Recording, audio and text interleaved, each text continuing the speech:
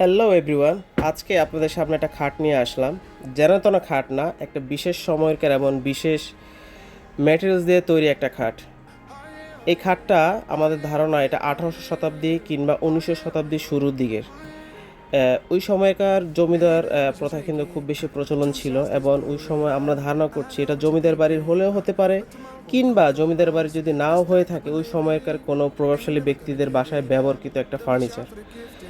এটার পায়াগুলো দেখুন একবার, এবং এর মাচাগুলো দেখুন, এর হাইসা পায়া এভরিথিং এতটাই বিল্ড কোয়ালিটি এখনও এতটাই মজবুত, যা এটার স্থায়িত্বকে আমার মনে হয় আরও 1-150 বছর আপনি চাইলে ব্যবহার করতে পারেন। পাশাপাশি এর মাঝখানে রয়েছে লোহা কাঠের মাচা, যা নিঃসন্দেহে এটাকে হেভি ওয়েট আপনার ক্যারি করতে পারবে।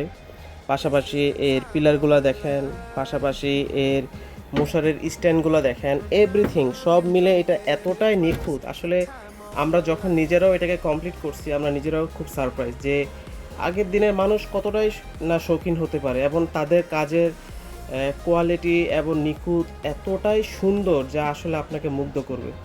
আমি যখন এটা মার্কেটে সেট আপ করছি, আসলে আশেপাশে সব মানুষ এটার দিকে তাকিয়ে আছে।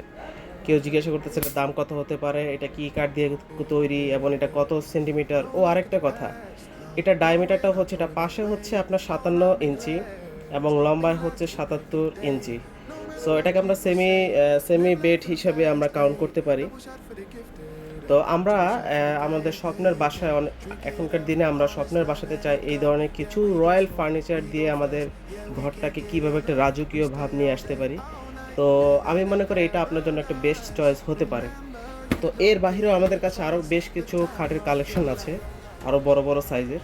তো আপনারা যদি এই ধরনের খাট কিনতে আগ্রহ হন, তাহলে আমাদের সাথে যোগাযোগ করতে পারেন।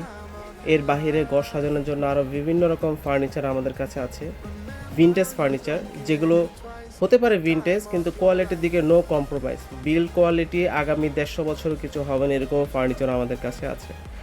তো সবাইকে অনুরোধ করছি আমাদের দোকান ভিজিট করার জন্য, এবং এই ধরনের আরও নতুন নতুন